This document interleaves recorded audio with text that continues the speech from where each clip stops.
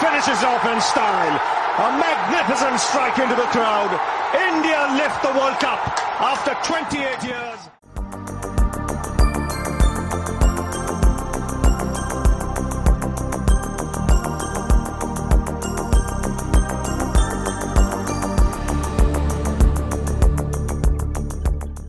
The wait is over as international cricket returns this week. We are 48 hours out of the first test between England and West Indies starting on Wednesday. It's been a long wait internationally for everyone. They've been trying to see how domestic cricket shapes up or international cricket shapes up. But finally, we are going to have some action this week. And of course, from this, you can assume what our topic of conversation is going to be. The main theme of this episode, the third of the second season of this cricket podcast, HotSpot. Sport is an essential part of our lives, and we have to admit that our lives have changed for good. What kind of a restart is in store for us as international cricket and cricket overall resumes? Because we have to agree that there'll be new realities in the post-COVID era, if we can say so, that we have already entered the post-COVID era more or less. As always, I am your host, sports journalist and broadcaster Chetan Narula, and joined by my co-host and former Indian cricketer Deep Dasgupta for the first time in this second season of HotSpot. Deep, welcome back to the show. How have you been the last 3 months of lockdown? Things are not that great in India, but hopefully they'll get better soon. Yeah, thanks, Chetan, and good to be back again. And it's not normal anywhere in the world. So it's not just India, it's just all over the world. And there's something that we're all into in it together. And finally, for example, I mean, the good news is finally we're going to have some live cricket. And that's what, that's a sign that we are getting back to some kind of normalcy. People have started going to offices, work has opened up. Live sports have started with football and now cricket in a couple of days' time. So yeah, I mean that's good sign for everyone, isn't it? And also we are welcoming for the first time on HotSpot George Dobell from ESPNCricinfo, one of the more well-known reporters of ESPNCricinfo, who's so well versed with English cricket and has such deep knowledge of the game, not only in England, but elsewhere as well. Welcome, George, to the show. How you been? We met last week, but again, it's good to have you on our show this time around. Thanks for inviting me. Good to be here. Yes, very much looking forward to cricket resuming. I've had the virus. It's definitely best avoided. And I think this is just the eye of the hurricane, and we've got a lot more to come, but let's enjoy it while we can. Right. So without much ado, we should dive straight into the podcast. We'll be talking about how this summer has been for cricket in England, or for the lack of cricket, in fact, and how things will shape up starting from Wednesday onwards. Of course, when the first ball is bowled between England and West Indies, George will be there. He'll be covering the series, or at least the first test is what I'm told. George, let's start with you. Unprecedented, like you said, it's just the eye of the hurricane. Unprecedented this summer, unpredictable. You wrote a story about a £380 million loss. Can you just take us through the start of the summer? Usually March, April is when county cricket resumes. Cricket in England resumes. How it has shaped up this summer, how it is shaping up now that we are standing on the cusp of the first ball of the summer in England. Yeah, I suppose English cricket has at this stage borne the brunt of the trouble in a way, in that it's been the English season in which the pandemic has mainly occurred so far, but clearly it's going to affect everybody. So there was a bit of a scramble to try and find a way through it. Actually, it looks like the ECB, through a lot of effort, are going to get nearly all their international fixtures played, which will satisfy the broadcasters, which will ensure that the broadcast fees are paid, which will keep the lights on, as the expression that Tom Harrison, the chief executive of the ECB, keeps using. But it's been extremely strange to live through for everybody, everywhere in the world, but just from those of us who are used to being at cricket grounds and used to being on the road. It's been very, very odd. And Nothing's the same though, is it? I mean, being told to stay home for 3 months or whatever it was. As you say, they're unique experiences, and cricket is only one aspect of society, and it's been hit very badly. And I think the positive sides are that international cricket starts in a couple of days, county cricket starts on the 1st of August, and club cricket starts in about 10 days. So there are signs of progress, but you wonder about the long-term effects. Cricket isn't that popular a sport in the UK. It's not like India. It's not like that at all. And we're constantly fighting to find a new generation of supporters. And cricket going missing for a few months after that brilliant summer we had last year, you worry a little bit about those long-term effects. So we're all going to have to, redouble our efforts when it gets back on and try to reach out more and be more accessible, I suppose. Deep, a very interesting point there from George, that we've all been told to sit home for 3 months. The realities have hit hard in India as well. We would have had the IPL, 2020 IPL. There's still a question mark about that. You would have done some commentary stints over the IPL. I would have covered some games. So we've all sat at home. But now when you switch on the television, we have Sony 10 Sports who cover English cricket in India. And now they're playing, promos for England, West Indies. How does it feel to you that, okay, finally live cricket back on our screens, even though we'll be seeing from afar? How do you feel about it? Relieved, to be very honest. And as George mentioned, listen, we wouldn't miss that much if there's no cricket in the month of June and July, because that's basically end of IPL, and there's not much cricket that India plays, or the world over, to be very honest. And everyone, when you look at June, July, you're looking at English cricket, English summer, right? And as George mentioned, it's not just relief from kind of watching some cricket. It's also about the sport itself. Let's not forget, it'll be very myopic to look at cricket or any sports from only a sports perspective. It's an industry. There are a lot of people's livelihood involved with the sport. And as George mentioned, unlike a country like India, it's not the number one sport in England. Maybe it competes, obviously football, rugby, track and field, swimming. So it competes with all these other sports. And this is the time in England where you play cricket. And you take this time away and take cricket out of the summer, then when do you play the sport? So from sports perspective, if you're looking at the bigger picture, it was very, very important that England plays cricket in the summer, and there is cricket in England during the summer. I know, I'm not just international cricket, I'm talking about recreational cricket. International cricket, you still will manage.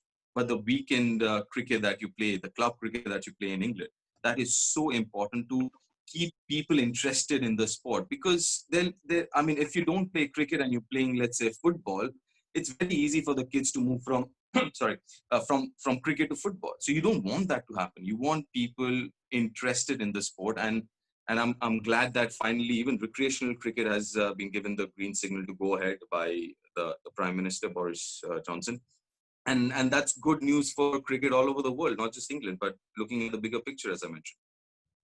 George, Boris Johnson is not a very popular figure among club cricketers or cricketers in the UK at the moment, is he? You saw pictures, I'm sure you saw pictures from this weekend when the pubs have opened, Saturday night, crowded places in London. I'm sure tea time or any dressing room at recreational cricket is not that crowded. Boris Johnson got it wrong, didn't he? Yeah, I don't want to get, I'm no Boris fan. I did think, to try to keep it to cricket, that he did the ECB a bit of a favour in that he made it very clear that he had been the problem. It wasn't the ECB. Look, I think the ECB, I'll be very critical of the ECB at times, have been over the years, but I don't think I could find any criticism for them really over this summer. I think they've handled the international cricket issue fantastically well. They've done fine with county cricket. And the recreational cricket thing, their communication was poor. But you have to remember the government wasn't allowing groups of more than 6 people to meet up. You're still not meant to meet up without social distancing. So maybe the ECB didn't communicate the frustrations they were experiencing, but that was because they didn't want to be seen to be criticising the government while they were working with them behind the scenes. So it became very clear, didn't it, in the last few days that Boris and pretty much Boris personally, was the problem. Because the ECB were being briefed by the government to be told that the return of recreational cricket was imminent. And then Boris went on TV and said the opposite. Well, that's Boris. I mean, at least I suppose he U-turned something he's quite good at doing, to be fair to him. It's hard to maybe exaggerate this point to people in other countries. If anyone's watching who's never been to England, England in the summer is a wonderful country. 5 or 6 months of the year, it's lovely. England in the winter is terrible. I mean, it is grey. It is hardly light for months. And people suffer with something, or some people suffer with something called seasonal affective disorder, SAD it's called. Because, the sun barely shines. It's barely light at all. It's cold and grim and windy. And cricket is very much a part of the summer. People look forward to it. They live for it. And to have that thing that you're living for withdrawn, for good reasons, we all understand why, can be desperately hard. And I think a lot of people have suffered sort of mentally with it as much as anything else. That's not to say the decision was wrong. It's just to say how important it is. And if you guys remember what it would have been like when you were kids, in particular, you'd been 12, 13, 14 or whatever, and you imagine you'd lost a season. Geez, it would have hurt me. It would have stung. And that's gone. That school summer for this year's kids, it's gone forever. And I don't know how we'll ever mend that in terms of the development process and stuff. But at least, we're in this salvage operation now, and at least we're going to get some cricket, and at least the broadcast fees will be paid. So the game survives. There are lots of challenges ahead with this pandemic, I fear, but we're going to get some cricket. We really are very, very close now, aren't we? I have to say, even now, we only need one failed test in the England or West Indies camp, and it's chaos. George, just a question that I've been pondering about is, wouldn't it be more sensible to start off with T20 and one days than test matches? I mean, because you're playing over 5 days. Wouldn't it be more sensible to start off with the one day series or something? Yeah, you could argue that, couldn't you? I mean, I can see why they haven't, because the West Indies were going to be first, and the schedule allows them to come and then move on to other things. I mean, you make a point, but the schedule was probably easier for it to happen this way. And also, Test cricket's it is a more financially rewarding for England still. And it's just about possible, not at international level, but I think anyway. I don't think we've given up on seeing some sort of crowds this summer, at least at county cricket. They may be spread out, but if you think that, you can go to restaurants and pubs now where you sit inside and you're only 1.5 meters or whatever from people, it seems a bit weird that you can't go to an outdoor stadium where 30,000 people sit outside and sit a 2 away, doesn't it? For the same sort of time for a T20. So I think we're sort of hopeful that there may be crowds at T20, but probably not international T20 this year. Look, I think West Indies were very keen to come, and they were scheduled just to play this test series. So that's what we're going to get. But yeah, I mean, you make a point, yes. Interesting there from George and Deep that, Test cricket, the primacy of Test cricket in England or the shorter formats, it's a fine balance for any cricket board. I'm sure we do know, Deep, that what the BCCI prefers at the moment, or in fact had that discussion with George last week as well. You mentioned, George, that West Indies were very, very interested in coming. Can you talk us through that entire process? How, of course, difficult times in the Caribbean has been rather untouched, thankfully, by this pandemic. Pakistan, they are also coming this summer. They've had issues. They had 10 players testing positive, then 10 of them not testing positive. Now the squad has flown to the UK. They're there. They're practicing within their bubble. They've been tough situations. You look at West Indies coach. He stepped out of the bubble to attend a funeral, and there've been calls for his sacking. You did a story on that. So can you talk about from the initial stage where they decided or agreed to come to stay within the bubble? How is it progressing as we sit now, just 48 hours before the first ball? Yeah, well, it's a good question. It's taken a long time to get to this phase. And I think that the very first thing that the ECB had to do is create a strategy that was convincing to the touring teams. So they gave that job to Steve Elworthy, who people will know, obviously played for South Africa and has run lots of major tournaments since, not least last year's World Cup. I think they chose the right man there. I think he's a very diligent, experienced man at this stage, and I think he's done a terrific job. So what they decided to do was they threw money at it, and they took a fairly consensual approach with the other sides, and they realised that it was very important to work with them and convince them, because there was no point just saying, you've got a contract or anything, you've got to come. That's just not going to fly in this climate. And then the relationship between England, West Indies, and England, Pakistan is pretty good these days. Whether that it is relevant that you've got English guys as CEOs of those boards, it probably is a bit relevant, isn't it? But it's a good relationship, and it was the main thing is that West Indies players have been prepared to come, and I do think it's worth saying or worth reflecting on whether, if roles had been reversed, if there had been, say, 45,000 deaths in the Caribbean and 100 or so in England, would England players have been prepared to travel to the Caribbean? I don't know the answer. All I would say is that the English team did go to Bangladesh a few years ago when not many other teams were, and they did go back to India after the terrorist attack in 2008. So maybe they would have done, but I do think that West Indies players deserve a lot of credit, or the West Indies board too. And they've been convinced of the biosecurity around these games. And it's very impressive. Look, I'm going into the bubble tomorrow, or kind of, and they sent COVID testers to my house yesterday. We'll be tested as the journalists who are there every 5 days, tested properly, and we'll go through scanners twice a day. And that's just really to be on the periphery, just to come into the ground. The players who are going through it obviously are away from their families for quite a long time. They've been tested regularly. They're putting up with quite a lot, really. For the tourists in particular, to come to England and not to be able to get out, not to be able to see the sights, not to be able to enjoy the experience other than spending time in hotel rooms and with your teammates. I don't know, we owe them a lot. So I hope that gratitude is paid on down the line. West Indies in particular, we're very grateful for, I think. Pakistan's a slightly different situation. I get the impression the Pakistan team wanted to get out of town, really.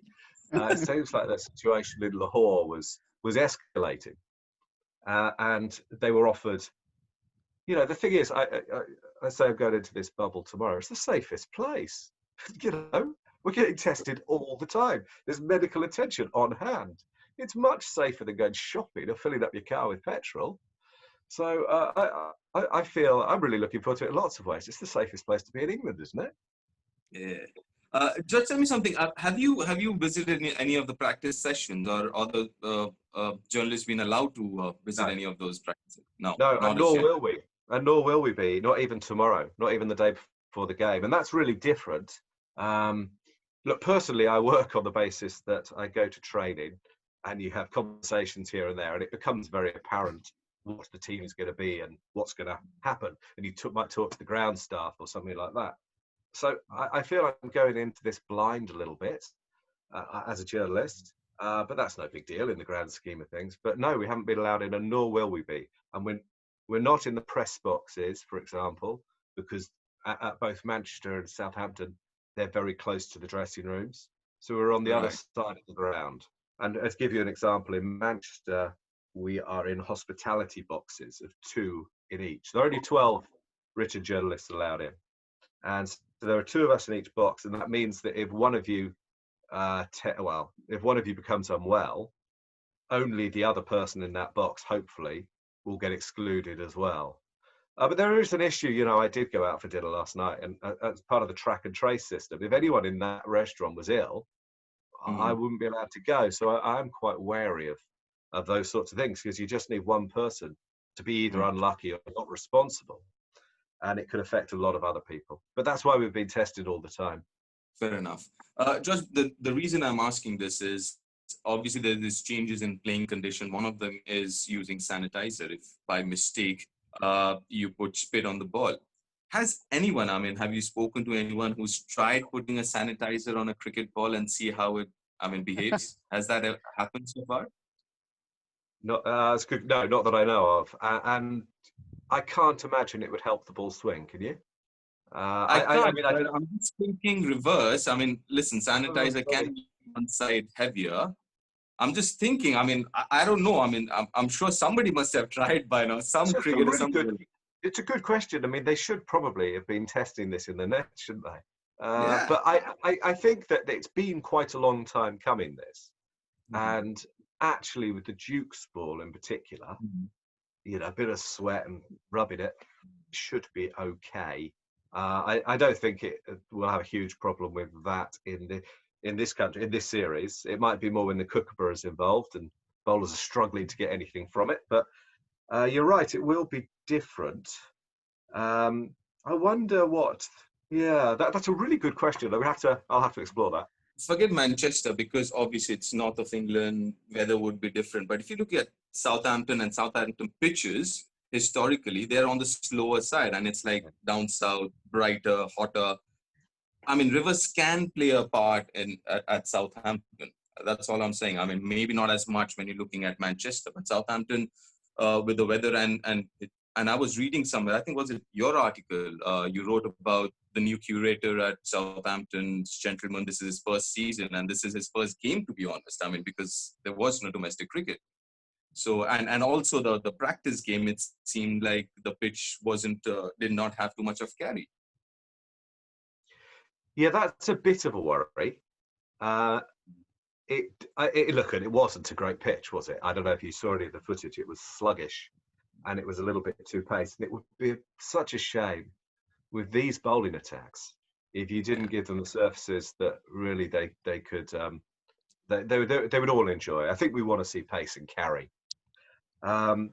Yeah, it was a little bit hard to work out as well because it seemed, but it's, you know, we're only watching on video feed, live feed, but it seemed a little bit damp, soft, and too paced. I don't really know why that would be, but you know, hopefully he's had plenty of time to work on the test surface and it'll be a bit quicker.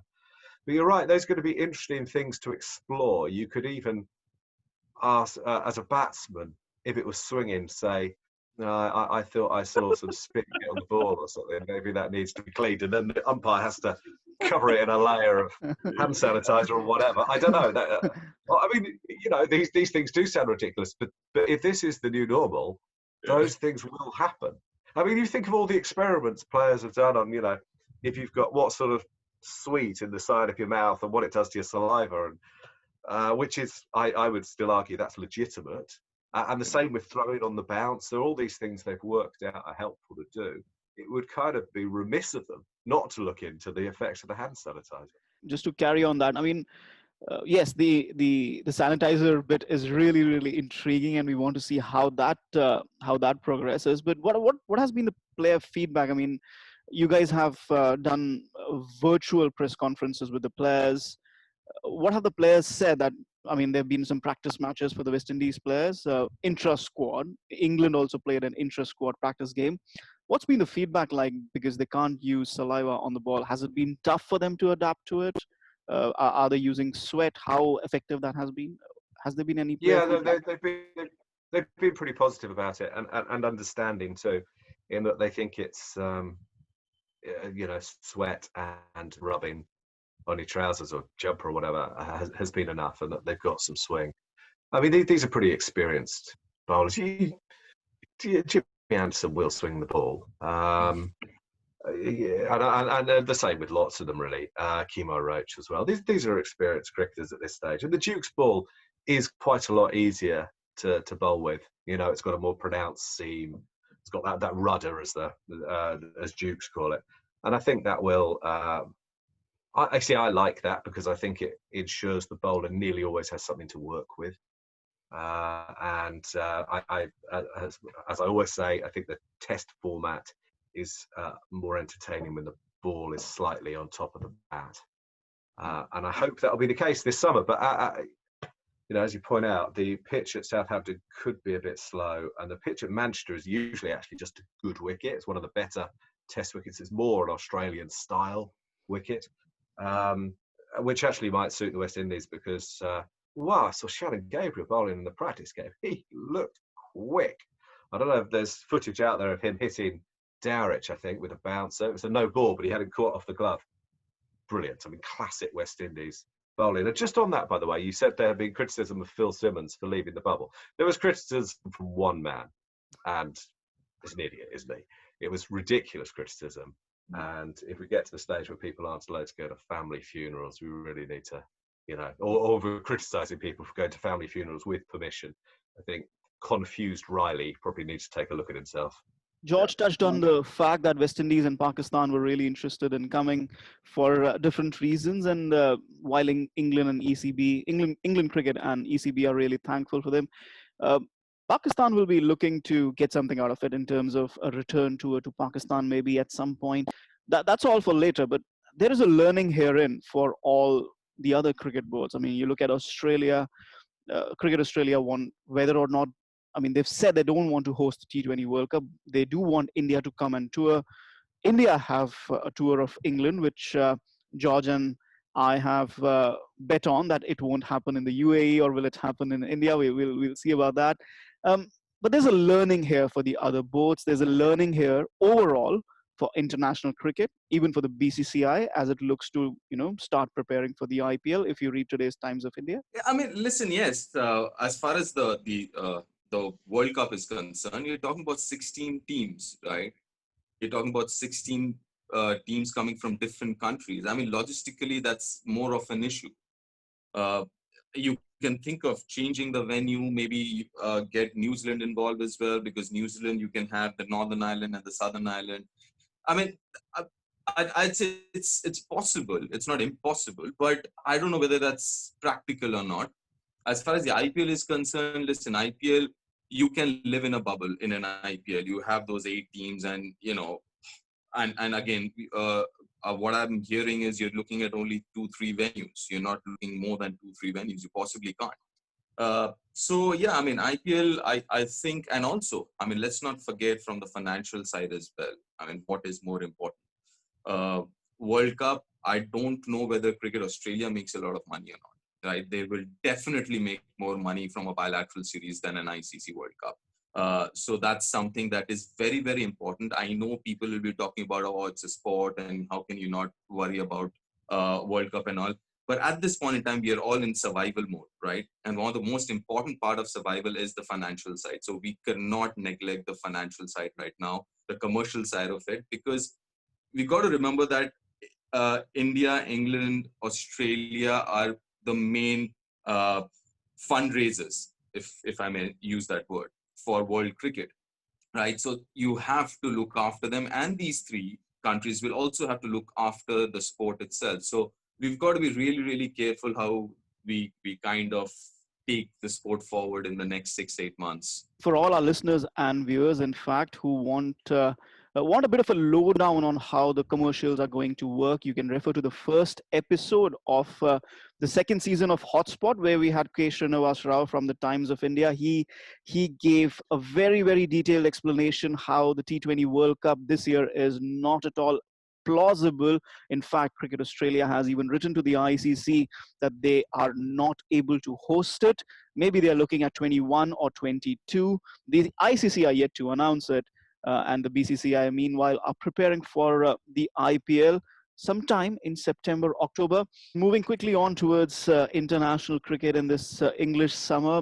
George, it's been a set of unique circumstances in which this series, or this home series, in fact, is going to come by. The first one, of course, usually by this time, you would have, a couple of months of county cricket, and maybe look at a couple of new players, keeping the main, the crux of the group, the core of the group same. Maybe look at a couple of other players. England have had a problem with their openers.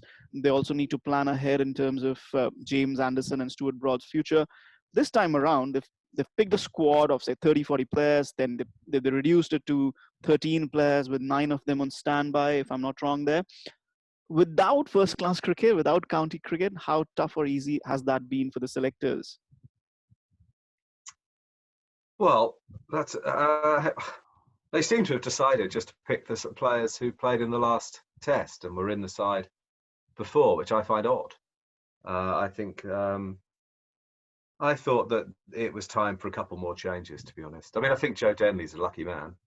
Um, yeah, I don't know how many tests he's played now. 14. Top order batsman, hasn't scored 100, averages 30. Don't know. There's a lot of international batsmen who have gone before. I think Joe Denley's a lucky man. Joss Butler as well, I'd say. I think he's very lucky.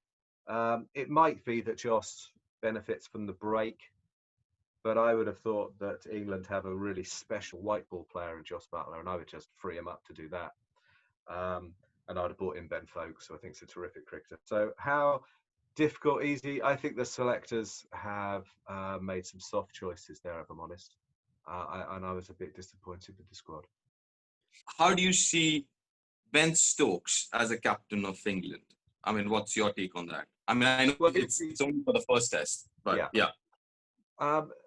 He was the obvious solution for this situation. You know, I don't think anyone's suggesting, well, not many people are suggesting that Joe Root be replaced or anything. I certainly wouldn't. I think Joe Root probably is the right man right now. And but for Ben Stokes to step in, absolutely automatic choice. I think he would do it fine if he were the captain as well, actually. But, you know, obviously you would worry about how much you were asking him to do. But in terms of his game awareness, his leadership skills, I can't see any problem. I think he's an exemplary cricketer and a very impressive man. And he is a natural leader. I mean, you see in pretty much every dressing room he plays in, any format of the game, that people are impressed and by him, respect him. It's half the job already, isn't it? Yeah. But you know that he will run through walls for the team, and you'll follow him. He has that inspirational quality. Of course, that's not everything, but he's a lot brighter than people seem to sometimes make out. He's actually also a lot calmer than people make out, and I think he'll be absolutely fine. And I think if he were to do it more in the future, then he'd do that fine as well. I mean, there's not really anything Ben Stokes can't do on a cricket pitch, is there? True. And George, you know what? I agree with everything that you said, but I somehow think he's a better option than Joe Root as the test captain. That's again, I'm speaking from an outsider's perspective, looking in. I somehow have a feeling Ben Stokes would be a better captain than Joe Root. I mean, Joe Root is a wonderful batsman. He's one of the best in the world. But I don't know. I'm not too convinced with him as a captain. I'll butt in here. Okay, this is something that I wanted to talk about as well, because George said that he's totally in favor of Joe Root.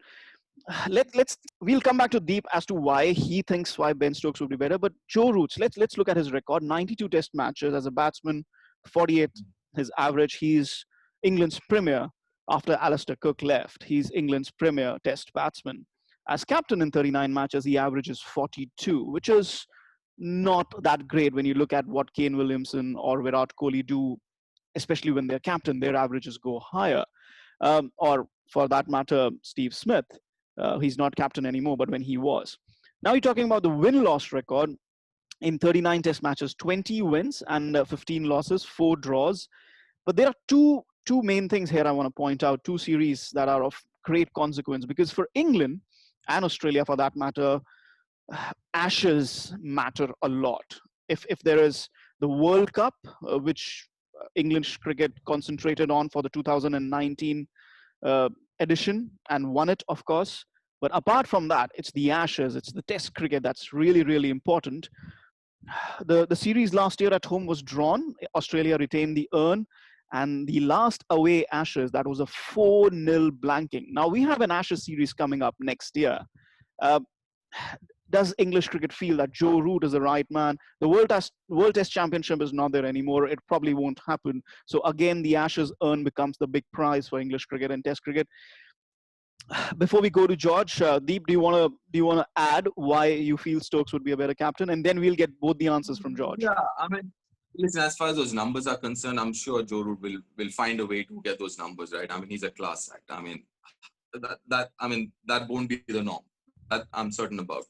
But when I look at Joe Root, again, I don't know him personally, right? But it just occurs to me he's a very loving character. I mean, he comes across a very loving character, very sweet character. But a while ago, George mentioned about these soft decisions, or my only issue is Joe Root the right guy to make those tough decisions? As you mentioned, you need to take a few decisions coming next summer with maybe Stuart Broad, maybe Anderson, when they're going to stop playing, and there. My only submission here is, and my question for you, George, is Joe Root the guy to make those tough decisions? By the way, India coming next summer, and then England go to Australia. So two very important series next year for England. Go, George. And England are in India before that. Well, UAE. Yeah, UAE. We'll argue about that another time. Yeah. Look, I think you raise a really good question. Is he tough enough? And the evidence is, I can't honestly persuasively say that there is evidence to suggest he is. I think he's been real soft with the likes of Jos Buttler. I think he has let Jimmy Anderson and Stuart Broad rule him at times. And actually don't think he captained Jofra terribly well at times in Jofra's first year in international cricket, Test cricket. So I'm not saying he's perfect, but I think there's so much good about him. For example, he's got a team playing quite attractive cricket. I mean, you went through, Jets, you went through the win-loss ratio, and the things England don't draw anymore, do they? They're terribly good fun to watch. I'll cut him some slack with his batting record for a couple of things. One, I think being England captain's tough, because I'm not sure any other team has the media demands of England. India does, of course, but the BCCI just say no. England and the ECB are very, very good at letting us talk to the players and the captain often. And so they're very open, and that can be difficult, I'm sure, and wearing. But the main thing is, he's spending at least half his career batting at 3 or 4 in England. And batting at 3 and 4 in England these days is really difficult. So I'm going to cut him some slack there. But you're right that he has fallen out of that very elite bracket of, Virat and Kane and Steve Smith and into the group just below. I mean, that's still really good. But, I think he's left a few runs out there. And I think he's done that for various reasons. One of them, that the leadership weighs heavy at times. And the main one, I think, is that he tries to be a bit too aggressive. I think England's cricket has been typified by overly aggressive batting, and I would like to see them be a little bit more dour, to dare to be dour at times.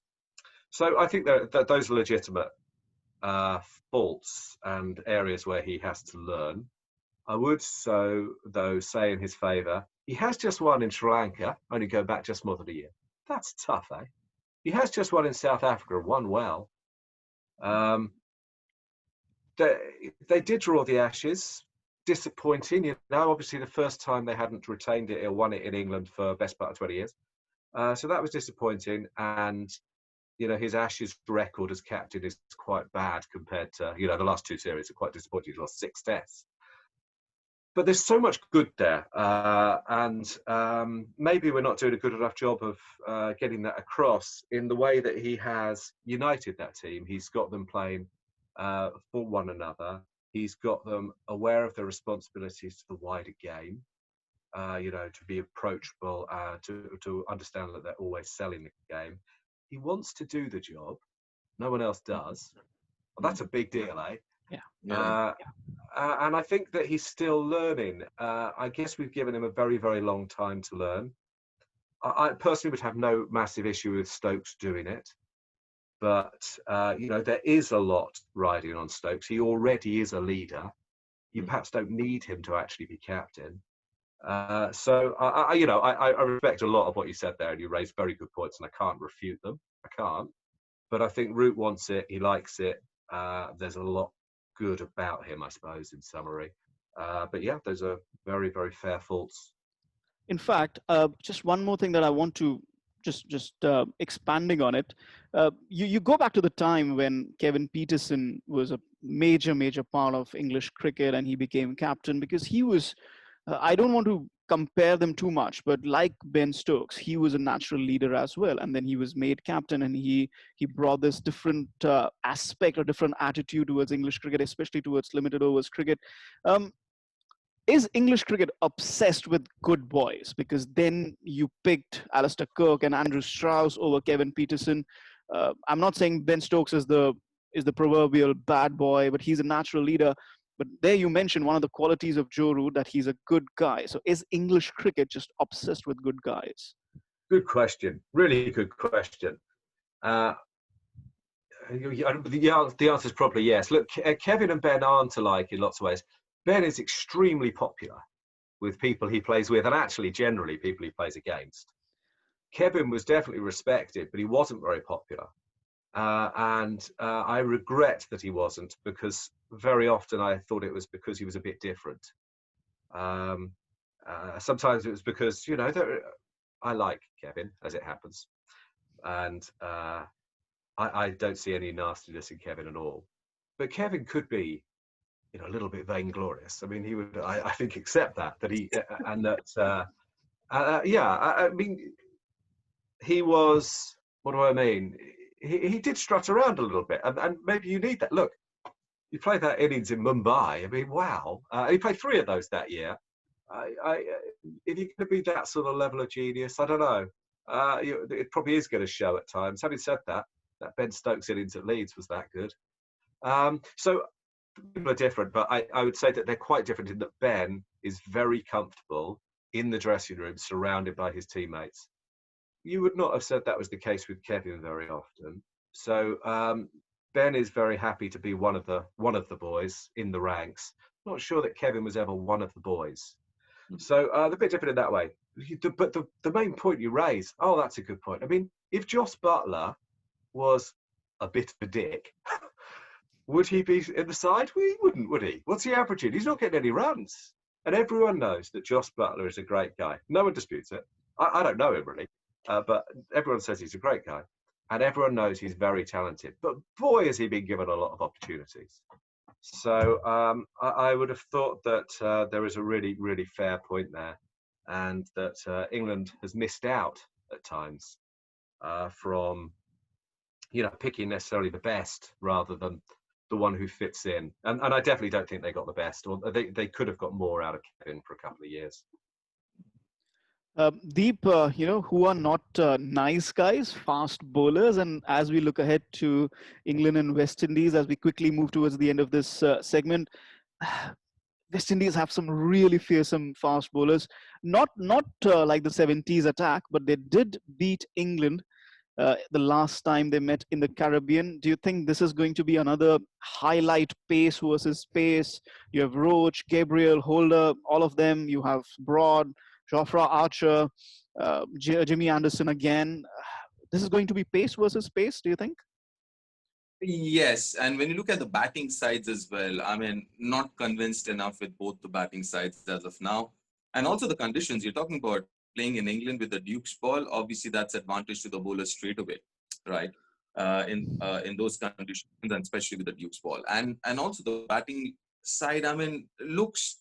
See, I think the openers or the top order will struggle both the sides. I think it's going to be the middle order which will get the runs is what I see or I reckon will happen. And especially with the new playing conditions and stuff like that, the ball will get older, no saliva and all that jazz. So I think the openers and the top order will struggle a bit is what I reckon. But yes, you're right, it's going to be bowler versus bowler to a great extent, because if I look at the strengths of both the sides, I think it's their bowling, it's their pace unit, which is the strength both for West Indies and England. And talking about West Indies, they've got proper bowlers: Kemar Roach, Shannon Gabriel, Holder, Alzari Joseph, and there's a new kid, Holder, who's coming in. I've heard really good things. I mean, I heard from Bish, and I trust Bish. If Bish says he's good, he has to be good. So yeah, I mean, it looks exciting actually. George, just a short practice, intra-squad practice game, not much of county cricket or first-class cricket, not much of cricket for either team, but England going a bit raw, or as Ravi Shastri likes to say, undercooked, both sides undercooked. Do you think this is going to be a bowler versus bowler series as well? Yeah, I do. I don't know that you mentioned the quickest one there, though. I think Mark Wood's going to be the quickest bowler on either side, and I think he must play. He took a 9 for in his last test. I hope he plays. Mind you, Rakeem Cornwall took a 10 for. I think West Indies have a tricky problem, by the way, how they get Cornwall in. Now, they might think that Roston Chase is #1 spinner and enough. And Lord, he took an 8 for against England in Barbados not so long ago, which was very peculiar. Really, I've seen so many England batting collapses, and I think that was the worst. And I've seen them bowled out 70 and all the rest of it lots of times. But when they were bowled out 250 or whatever it was by Roston Chase, I thought that was the worst England batting performance I've seen. Anyway, I think that England might make a change in the first choice side, and I think we might see Archer, Wood, and Anderson with Stokes as support. I don't think you can leave Wood out. And actually, if push comes to shove, Wood might play ahead of Archer. So I think that's how important it is. But all I would say is that you're not going to be able to play the same attack in 3 back-to-back tests with so little preparation. And I hope they don't even try. I hope that someone like Shannon Gabriel, who is such fun to watch, is looked after a little bit. And West Indies do have some support there. All I'll say with West Indies is that there's actually not that much pace. I mean, Shannon's quick, Alzari Joseph's quick, but Kemar's not as quick as he was. He's very, very good. Jason Holder is, medium fast. Very good, but he's more like Jimmy Anderson, really, who's not a quick bowler anymore by any means. So I think there's a lot of skill on both sides, particularly using the Duke's ball and in England, and I think that will be terrific to watch. But I hope that England look with an eye to the future, and I hope that they play Wood and Archer, because if England, you mentioned, and you're dead right, Chets, the Ashes is always disproportionately important to England and Australia. And if England are going to win in Australia, which they very, very rarely do, Wood and Archer are the type of bowlers who really could do it. They really are that good, and they could blow sides away if they're fit and firing. I don't think there's anyone as quick as Wood at the moment, is there, in the world? Wasn't he the quickest bowler in the World Cup? So, and he's got skill as well. He's obviously very fragile, but for the first test, I would try and play him in the first and third. Right. And I think that will be really fun if the pitches help. Look, whatever happens, I'm just really looking forward to it. Just having this conversation has made me realise how much I'm looking forward to it. Yeah, and you talked about the West Indies pacers not being that quick. You've given the perfect team talk for Jason Holder and Phil Simmons. You've done half their job. All we need to do is send this clip, play it in their dressing room ahead of that first world. Deep. Well, it wasn't so bad. I said they were very good. But it's actually Kemar's improvement as a bowler has come when he's realised that it wasn't all about pace. He's quick enough, but he's not as quick as he was when he was hitting people on the head regularly. He's sharp, but he's a very skillful fast medium bowler. And Jason Holder's not even going to pretend he's quick. Yeah. The other thing, one of the reasons I think England are slight favourites is that I'm not sure how fit Jason Holder is. He's certainly not getting any runs, but he holds that side together with the ball. And sometimes he's such a natural leader that he asks himself to do things which he doesn't want anyone else to do, which is bowl tough overs. And we've seen that in the world in white ball cricket when he was captain and he was getting himself bowling at the death, which he was just not suited to doing, because he knew no one else was, and he took the responsibility for doing it because he's an admirable man. I just worry that he's not 100%, and that undermines their campaign quite a lot, I fear. Difference in the team balance, as you mentioned, because if you look at that playing 11, I mean, they're struggling with their batting unit. I mean, if Jason Holder doesn't score runs, and then do they play an extra batsman and they sacrifice a Cornwall there, as you mentioned, and play an extra batsman? I mean, that's the tricky part, I guess, which West Indies has to address. Or do they all move up a level? Because they'll think Cornwall can boost the middle order batting because he can give it up. He can bat. And you could move everyone up. Get Chase batting at 4, maybe, where you end up with Holder at 7, Darrich at 6. I mean, you could do that and then get your 4 seamers and Cornwall, maybe. Yeah, so Brooks at 4 and let's say Roston Chase at 5. I mean, are you confident of Roston Chase at 5? I mean, looking at Roston Chase at 5 and the batting order? I'm more confident than I am of Brooks at 4. Look, their batting's a worry. The West Indies batting it's at best unproven. I mean, I'm not that confident of the return of Blackwood. And you've got to say Craig Brathwaite is I think he's averaging 12 or so in his last half dozen tests. I mean, he needs some runs. And even Hope, who I think is a terrific player, he's got a test batting average of 28 or something. That batting looks a little bit frail, but it does in both sides.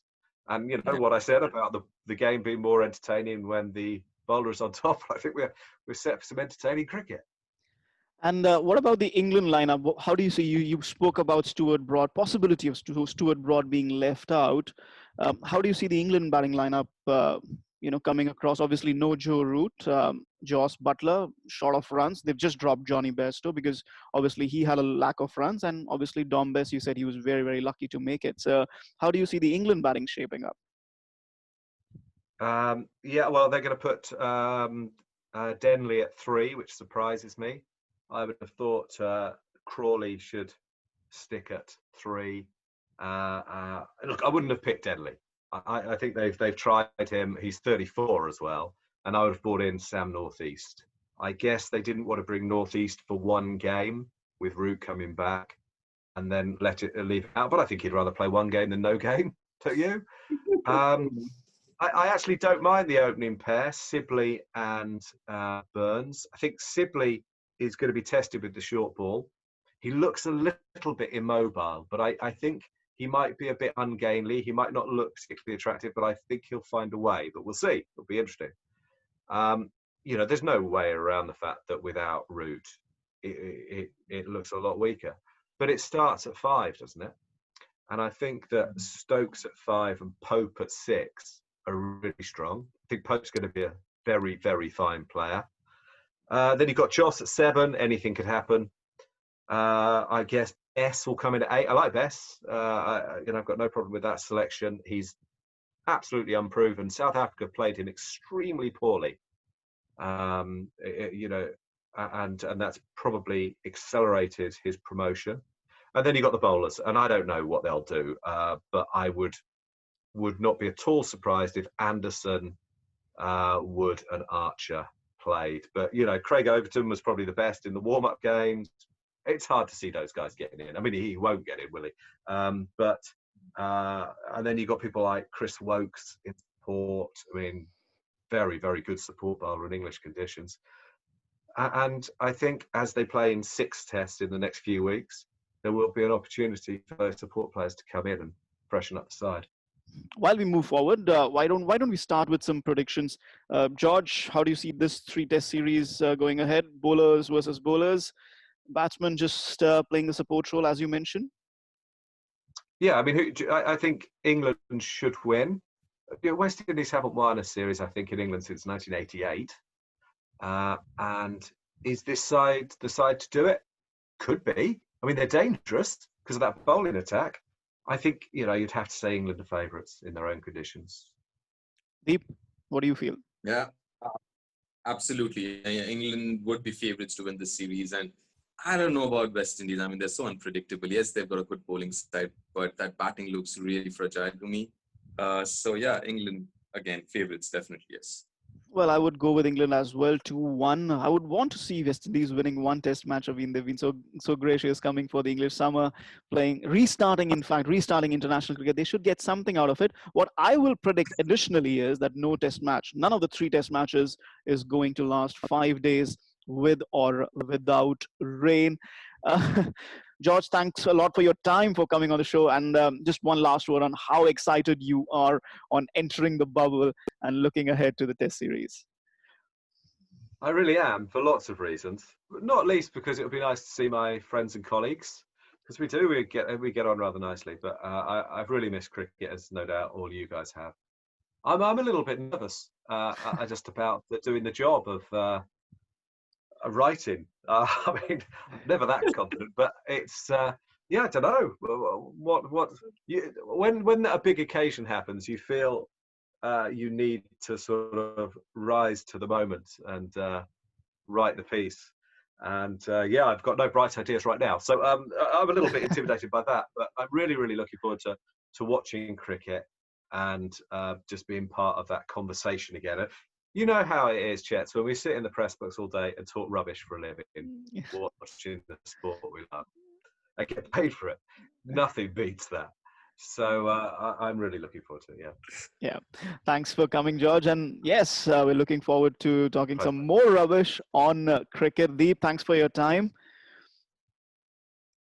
The pleasure is always mine, and thanks again, George, for sparing this time for us, and also all the very best. We obviously it's a huge, as I said before, feeling of relief that finally live cricket is starting, and it's such an important start. I mean, because I think that template which ECB has set will predominantly be followed by every other cricket playing nation whenever they choose to start live cricket again. So it's very important for this series to go on as planned and be a success, both on and off the field. I think it's critical that this series is what it is, and it's very, very important. So looking forward to it as well, watching some live cricket.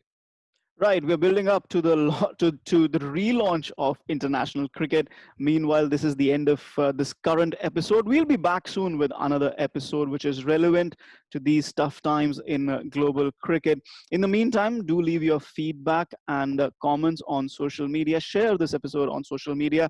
Reach out to us with your feedback as well. We are on Apple Podcasts, Google Podcasts, Spotify, TuneIn, and of course, we are on YouTube as well. So you can subscribe to this podcast on all those platforms. Until next time, from all of us here on HotSpot, it's goodbye. Stay safe. Dhoni finishes off in style. A magnificent strike into the crowd. India lift the World Cup after 28 years.